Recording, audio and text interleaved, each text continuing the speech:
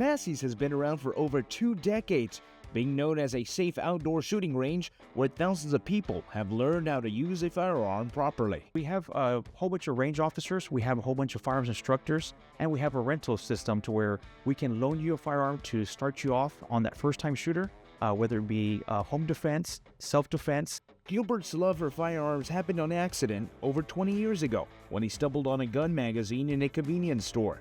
From that point, he was hooked. Now he oversees Massey's gun shop and range, where he educates and provides opportunities for others to learn more about guns. We want to make sure they understand how to have a firearm, how to carry a firearm, where to carry a firearm, and then in the event they have to use a firearm, how to use it legally, how to use it safely, at the same time, somewhat good judgment on what kind of scenarios they could be approached by. He says the amount of people coming through the gun range doors has grown over the years, with more and more people wanting to learn more about self-defense. We probably have 60% male, maybe 40% female, and that number's changing towards more equal every single day.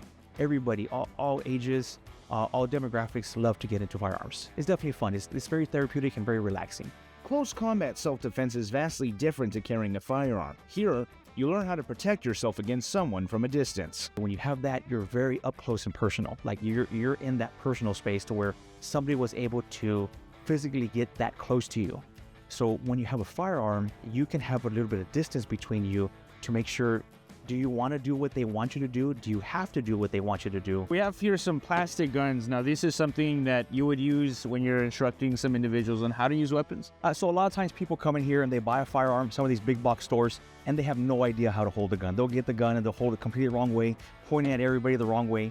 Well, with a real gun, that's not cool to do. Yeah. Not safe, definitely not fun. So we give them a plastic gun so we can give them an idea of how to hold the firearm properly without having the intimidation of having a real gun in their hand. So we start off with this one, give them a brief lesson inside the shop on how to hold a gun, so that they feel safe, we feel safe, Yeah. they have a plastic gun that they can't hurt us, something that we can give them a little bit of, break that tension of how to handle a firearm. So how would we do this? So you're gonna hold the gun, since you're left-handed, we're gonna do on left-handed. So you hold the gun high on the gun, high, and then you have 3, the first 3 fingers over here, 3, and then you have 4 right there in the front, and then thumb over thumb.